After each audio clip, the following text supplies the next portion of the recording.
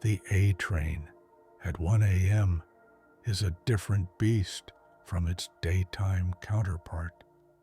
It's a metal serpent that slithers through the city's underbelly, carrying the exhausted, the lost, and the occasional specter. For Daniel, a night shift hospital janitor, it was simply the fastest way home to Queens. He knew the route by heart, could feel the subtle shifts in motion that signaled the approach to each station. Tonight, something was off. He was in the last car, a habit he'd picked up to avoid the crowds. But tonight, this car was eerily, unnervingly clean.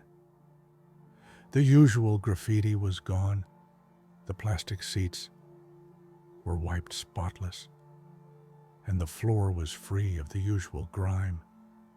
The fluorescent lights didn't flicker. They hummed with a soft, steady glow. Even the air was different. It smelled of nothing, a sterile void. And the passengers. There were about 10 of them, all sitting perfectly still, hands on their knees, looking straight ahead. They weren't reading, weren't on their phones. They were just still. A man in a suit, a woman with a large purse, a teenager in a hoodie, all motionless, like mannequins in a forgotten display. Daniel felt a cold wave of unease. He moved to the doors, ready to switch cars at the next stop. The train screeched, and the digital display above the door flashed, but it wasn't his usual stop. It read ENTROPY. Daniel frowned, a pit forming in his stomach. He'd lived in this city for 10 years. There was no station called Entropy. The doors slid open with a soft hiss. The platform was concrete, unadorned, and bathed in the same sterile light as the car. No people, no signs, no garbage, just an empty, endless platform. After a moment, the doors closed again. Daniel's heart began to pound. He hit the emergency button on the door, but it didn't light up. He rattled the doors, but they were sealed shut. The motionless passengers remained silent, their eyes fixed forward. He started to feel an insane dread. He looked at the window, and for a fleeting second, he saw the face of the man in the suit reflected. But the reflection didn't move. It was still staring straight ahead, its mouth slightly agape, a blank, haunting expression. Panic set in. He pounded on the door, screaming for help, his voice swallowed by the hum of the car. The train began to pick up speed, the windows showing a blur of black tunnel that seemed to go on forever. He glanced back at the passengers. The teenager in the hoodie had tilted his head just slightly and was now looking at Daniel. His eyes were wide, vacant, and utterly without emotion. Then the man in the suit slowly turned his head. Then the woman with the purse. One by one their heads swiveled, their blank faces all turning to stare at him. They didn't move any other part of their body, just their heads. Daniel scrambled backward, pressing himself against the far door of the car. He looked away, trembling, and tried to focus on his breathing. He closed his eyes, praying it was just a nightmare, a hallucination brought on by exhaustion.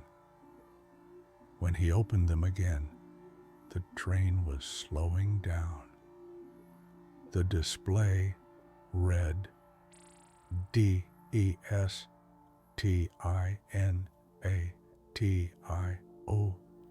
The car doors opened.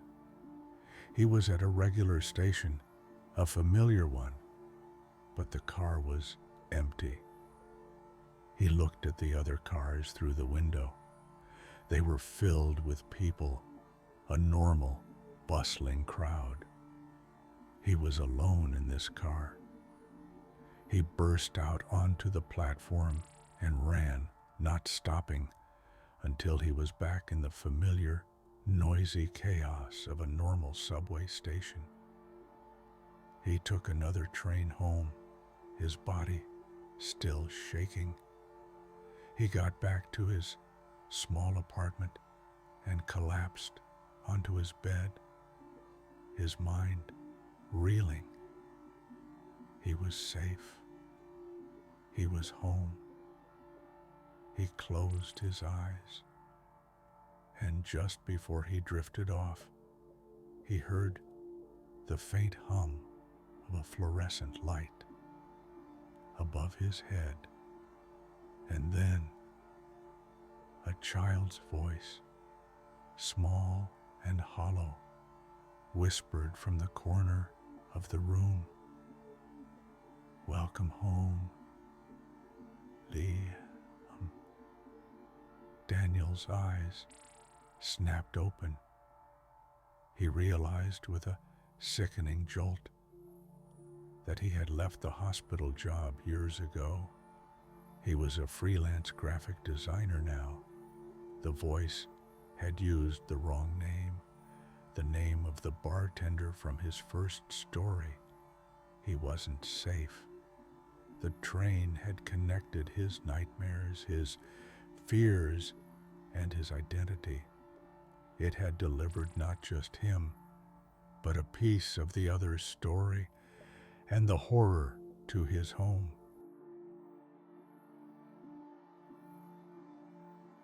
It was a sweltering July evening, and the N train heading uptown was packed. Sarah, a young architect, was wedged in, the air thick with humidity. At the Times Square station, a tall, gaunt man boarded, his hollow eyes immediately sweeping the car. He wore a dark, oversized coat despite the heat and clutched a worn leather briefcase. His gaze landed on Sarah and locked on. It wasn't a glance. It was an intense, unblinking stare. Sarah felt a prickle of discomfort and looked away, scrolling her phone. But she could feel the weight of his eyes, a tangible, suffocating presence. After a few minutes, she glanced up. He was still staring, his face a hollow mask. She tried to catch the eye of the businessman next to her, but he was engrossed in his phone, oblivious. The train stopped at 49th Street. The man remained, his stare unwavering. Sarah's anxiety tightened. She noticed his knuckles were white as he gripped the briefcase, and his breathing seemed shallow and rapid. What was he doing? At the 57th Street station, Sarah made a decision. She would get off, even if it wasn't her stop, anything to escape his gaze. As the doors opened, She pushed past a few people and stepped onto the platform. She felt a wave of relief as the doors began to close. But then she saw him. He was no longer staring. He was smiling. It was a wide, unnatural grin that didn't reach his eyes. His mouth opened as if to speak, but the words were lost to the screech of the train as it pulled away. The image of that smile was burned into her mind. A knot of fear in her stomach. Sarah decided to take the next train. Minutes later, the doors of the next end train opened, and she squeezed into a crowded car, her relief turning to shock. Standing in the exact same spot, wearing the exact same dark coat and clutching the same briefcase, was the man. His eyes were already fixed on her. Sarah's breath hitched. It was impossible. He hadn't been on the platform. The train had been traveling at full speed. She looked around, her heart pounding. No one else seemed to notice him. The businessman she'd seen on the last train was sitting a few seats away, still glued to his phone. The man didn't move. He didn't blink. He just stared, that same hollow, unblinking gaze. Sarah felt a genuine, bone-deep terror. She pulled out her phone and, trembling, snapped a quick photo of him, hoping to have proof she wasn't going crazy. But when she looked at the picture, the man wasn't there. It was just a blurry image of the subway car, with an empty spot where he had been standing. The train rattled into her stop at Columbus Circle. Sarah didn't hesitate. She ran, not even waiting for the escalator, taking the stairs two at a time. She burst out onto the street, the cold air hitting her face. A sense of relief washed over her, but it quickly vanished. She looked across the street, and there he was, standing on a street corner, his hands in his pockets, his head tilted slightly, watching her. His smile returned, a slow, chilling grin that promised he would always be there, just around the corner, waiting. For weeks, Sarah avoided the subway, but she would see him everywhere. A quick glimpse in a window reflection, a figure standing just out of sight. On a crowded street, the man from the end train wasn't just a passenger. He was a silent, ever-present stalker, and she had no idea how he always knew where she was.